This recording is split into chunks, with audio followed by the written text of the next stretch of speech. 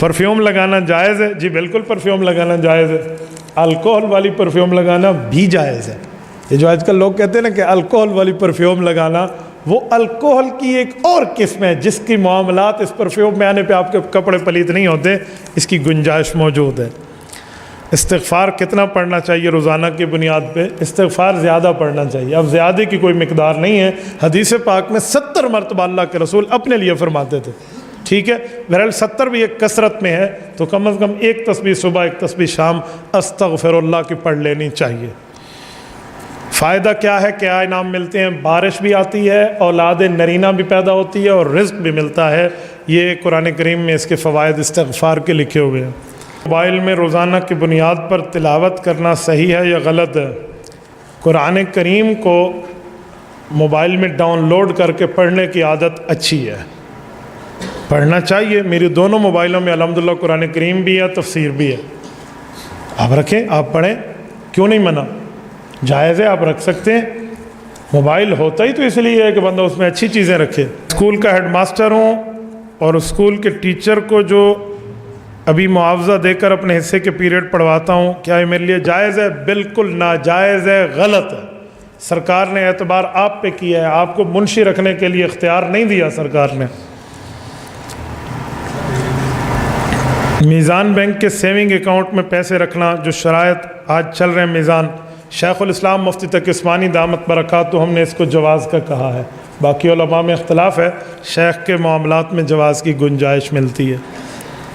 वो सब मेरे लिए दुआ करें, मंगनी के लिए खुसूसी दुआ करें, और बारिश के लिए सख्त बारिश की ज़रूरत है। शादी भी चाहिए और बारिश भी चाहिए, ये दो चीज़ों का इकट्ठ मुझे समझ नहीं आता। पता नहीं ज़बरदस्त बारिशें बंद तब होती हैं जब ज़कात लोग नहीं देते। आप ज़कात देंगे तो फिर बारिशें होंगी। असल में मौलाना वजह कुछ और है, गर्मियाँ आ रही हैं ना, लोग बाहर सोते हैं, ये कहते हैं बारिश हो ताकि अंदर सोएं और मेरी शादी हो जाए। बहुत अच्छा, मैं आपकी वजह समझ गया हूँ। ऐ अल्लाह बारिश अता फरमा दे। एक औरत ने अपना दुपट्टा कुरान करीम को बतौर ग़िलाफ़ दिया, बाद में कुछ अरसे बाद दुपट्टा वापस उठाना चाहिए। उठा सकती है, कोई नहीं मसला, वैसे ही उसने कुरान को एहतराम करने के लिए रख दिया है, कोई वाक़िफ़ थोड़ी किया। उसके ऊपर दूसरा कपड़ा रख दे, बस इतनी सी बात है। लेकिन इसको कोई ऐसी चीज़ें रखा न कर जिसमें बाद में दिल में आए ओहो पछता दी बैठियाँ, ऐसे नहीं करना चाहिए था।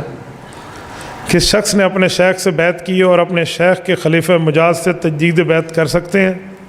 शेख से पूछे बग़ैर आप बैत बदल रहे हैं, ये बात और ये आदत गलत है।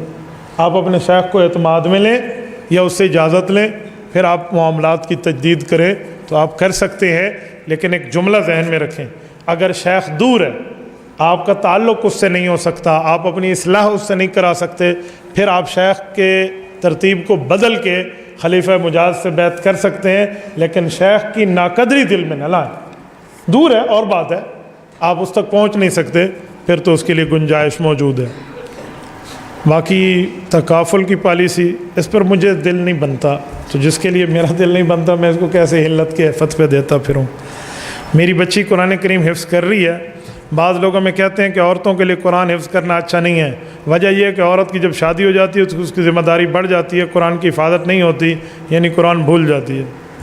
मैं तो ऐसी औरतों को नहीं जानता। मेरी माँ ने कुरान करीम पढ़ाया, अपनी 7 बेटियों को पढ़ाया और अपनी अम्मी से हमने भी हिफ्ज़ किया। 12 बच्चों की माँ है मेरी माँ, उससे तो कभी कुरान करीम नहीं भूलता था तो अम्मी के थप्पड़ याद आते थे, हमारे लफ्ज़ सीधे हो जाते थे।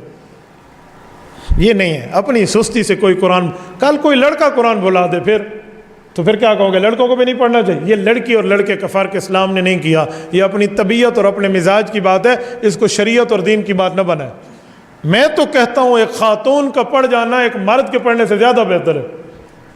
पहला मदरसा तो माँ की गोद होती है ना, पहला मदरसा तो हज़रत हुसैन रज़ी अल्लाह अन्हु ने मैदान करबला में जो कुरान सुनाया और कुरान पे अमल करके दिखाया, वो हज़रत फ़ातिमा की गोद से सीखा था।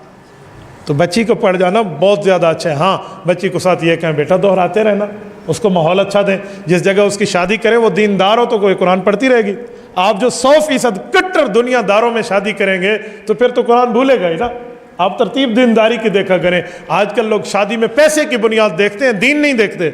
और खुदा के बंदे, पैसा तो ख़त्म हो जाएगा, दीन देखें। असल चीज़ दीनदारी है, दीनदारी की बुनियाद पर रिश्ता किया करें। ہمارا ایک مسئلہ ہے، دعا کریں اللہ خیر کا فیصلہ کرے، آمین۔ ہماری والدہ بیمار ہے، اللہ ان کو صحت کاملہ عطا فرمائے۔ والدین جب ناراض فوت ہو کر چلے گئے ہوں تو اس کے بعد کون سا وظیفہ پڑھیں جو ان کی روح کو ثواب ملے؟ اچھا، والدین جب آپ سے ناراض گئے ہیں تو دو باتیں ہیں، آپ نے ان کا حق کھایا تھا تو ان کا حق ان کے ورثاء تک پہنچا دو۔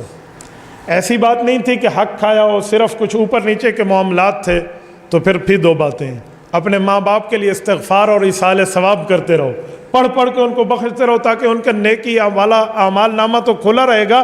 حدیث میں یدعو لہو، جو اولاد پڑھ کے بخشے گی ماں باپ کو ملے گا۔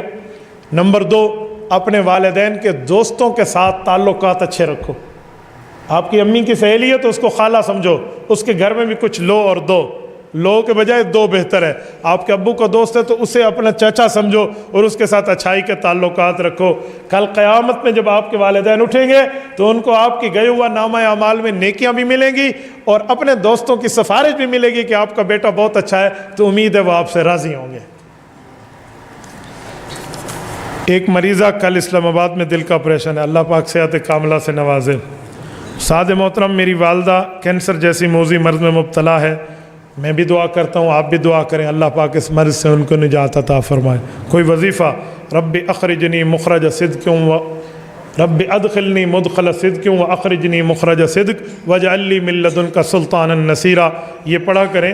اس کی پوری ترتیب ہے، تسبیح پڑھ کے 313 مرتبہ پانی پر پلا دیا کریں، انشاءاللہ 24 گھنٹے میں ایک بار اللہ پاک کرم فرمائیں گے۔ امام صاحب 3 نمازوں میں بلند آواز سے قرآن پڑھتا ہے اور باقی 2 نمازوں میں کیوں آواز بلند نہیں کرتا؟ تو امام کو سمجھانا چاہیے کہ باقی 2 پہ بھی اونچا پڑھا کر۔ سری اور جہری نمازوں کا فرق ہے۔ ہمارے نبی پاک نے 2 نمازوں کو سری رکھا ہے، ظہر اور عصر کو، 3 نمازوں کو جہری رکھا ہے، فجر، مغرب اور عشاء کو۔ ہم اس طرح کرتے ہیں، حضور نے کیا ہے، ہم نے کیا ہے۔ اس کی کوئی وجہ اسلام میں بظاہر اس طرح موجود نہیں ہے، لیکن جو علماء نے اپنے اندازے سے بیان کیا نا، وہ میں بتا دیتا ہوں کہ اللہ پاک کی 2 صفات ہیں، جلال اور جمال۔ جلال کا معنی رب کا غصہ اور جمال کا معنی رب کی نرمی۔ تو اللہ کا جلال سورج کی شکل میں ہے اور اللہ کا جمال چاند کی شکل میں ہے۔ جب جلال ہوتا ہے نا سورج کی شکل میں، تو اللہ جب جلال میں ہو تو امام کو چاہیے کہ خاموشی رہے۔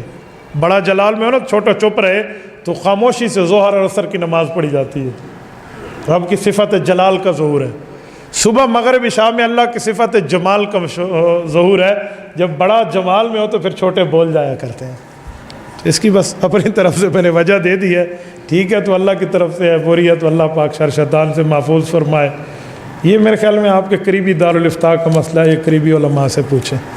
جزاکم اللہ تعالی۔ سر انجینئر محمد علی مرزا، جی ہاں، یہ فضائل عمل کو بیان کرتے ہیں، فیس بک پہ آتا ہے۔ جی ہاں، فضائل عمل کو جنس کا جھوٹا ٹکٹ کہتے ہیں، تو جی۔ یہ کس عقیدہ میں ہے؟ ایک انجینئر صاحب ہیں انٹرنیٹ پر، ان کا کام ہے سارا دن انجینئرنگ کرنا۔ انجینئرنگ کا پتہ ہے آپ کو مطلب کیا ہے؟ سڑک سیدھی ہے یا ٹیڑھی ہے وہ سیدھا کرتے ہیں، تھلی صحیح بنی ہے یا غلط ہے وہ سیدھا کرتے ہیں۔ اور اس انجینئر صاحب کا آج کل کام یہ بن گیا ہے کہ وہ مسئلوں کو سیدھا کر رہے ہیں، تو بھئی اس کے لیے عالم ہونا ضروری ہے۔ انہوں نے کوئی کتاب علم کی نہیں پڑھی، وہ خود اپنے مطالعے پر 4 کتابیں اٹھا کر آٹومیٹک مفتی بن گئے ہیں۔ اس لیے دین سیکھنا ہے تو عالم کے پاس ہے۔ اس انجینئر صاحب کو میں نے کئی بار پیغام بھجوایا ہے، ان کے شاگردوں نے ہم سے رابطہ کیا، میں نے کہا انجینئر کو کہو یا تو زبان بند کر لے اور یا عالم بن جا۔